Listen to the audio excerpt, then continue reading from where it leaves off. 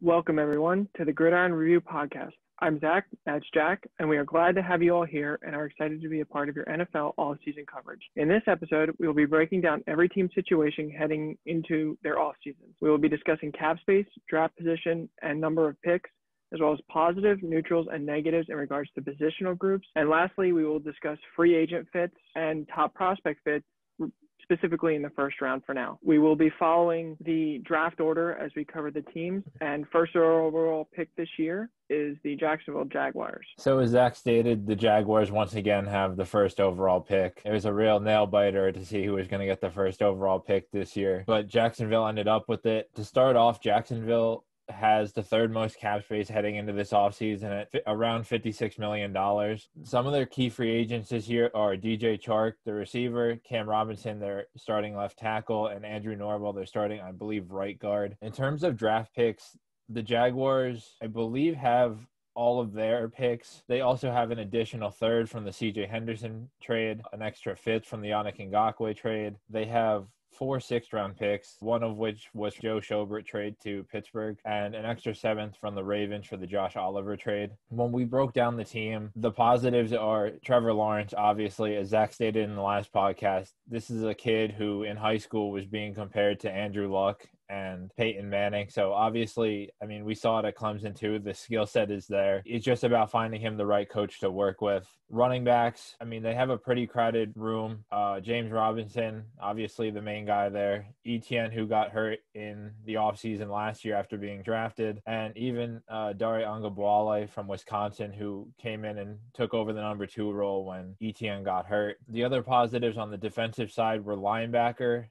That's as the room sits right now. Zach and I believe that with Josh Allen and Miles Jack being the 2 veteran guys in the linebacker room and even just on the defense, unless they believe that Doug Peterson and Balky can get it together in Jacksonville, that one of them or both of them might potentially request to be traded.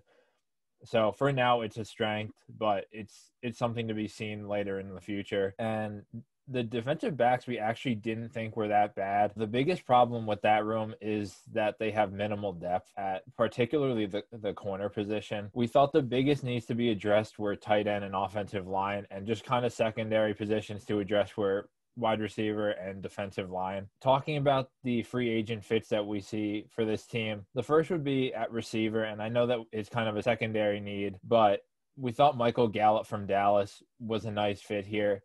They have Marvin Jones under contract to be their kind of bigger go-to target. We thought that it's going to be hard to lure free agents in given the current state of the franchise. So we thought Gallup, a nice mid-tier wide receiver, kind of a bigger body guy, but considered a deep threat, might be a good guy to pair with Marvin Jones on the other side, with Chark most likely leaving because I'm hearing reports that he's erased everything Jaguars from his account.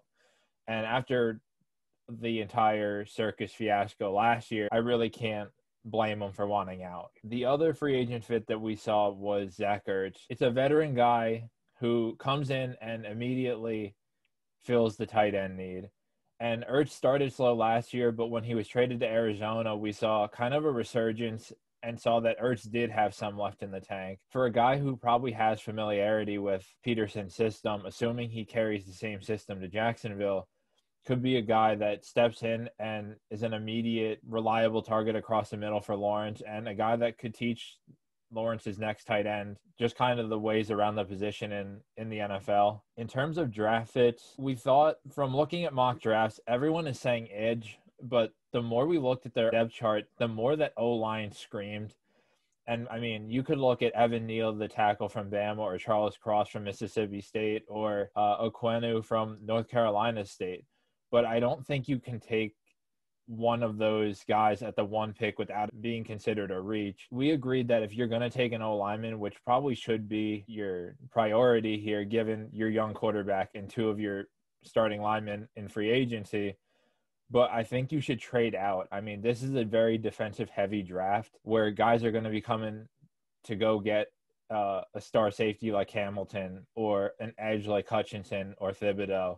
So I think you trade back and get what you can get, but keep yourself in a position where you can get one of the tackles. Zach, you got the second pick? So this year, the Detroit Lions have the second pick, and unlike most years that have been with the Lions, they seem to have a head coach that is quickly becoming one of the favorites and maybe top head coaches in the league, at least the one that players want to play for and that the city can get behind. They have the 14th most cap space at around $21 million.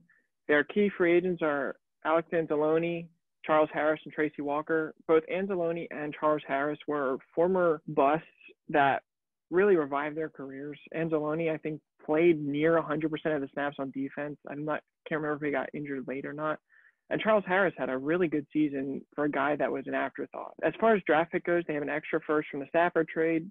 They have an extra third. They do not have a fourth, and they have an extra sixth. Their positives are the running back room with DeAndre Smith, Jamal Williams, and a few of the other guys that stepped up with injuries. And their offensive line is pretty good, specifically the center and the tackles. We have their neutral position as quarterback, tight end, linebacker, and defensive back. Obviously, Jared Goff is controversial. However, this draft is not the strongest, as everyone knows, and the free agency class is not the strongest, as everyone knows. So they may just decide to roll with Goff for another year or take a quarterback at their 32nd pick, not their second pick. Tight end, obviously Hawkinson's good. However, he's injured a decent amount, and they have no depth behind him. They could definitely use another tight end or two. Linebacker, even with Anzalone leaving, they still have Derek Barnes, the Okwara brothers. And defensive back, they have good starters, but no depth. So these are all positions that are not immediate needs, but whether it's lack of depth or uncertainty, they could use another body or two. Needs to be addressed. Wide receivers, besides Amon-Ra St. Brown, it's a bunch of has-beens and never-weres. And there's a few, Khalif Raymond had an okay year, and they just have a bunch of guys that are nothing special. So they definitely need that to be addressed. And the defensive line is pretty weak. You could kick Trey Flowers back down to end, but it's still not strong with him. Best free agent fits we could find. Both are receivers. Mike Williams, first of all, is a big body target that they are sorely lacking. And Christian Kirk is a cheaper option of a player that kind of does a little bit of everything. He's not big, but he can be the deep threat. He can run inside. And really, you could argue in the Cardinal system, he has been underutilized.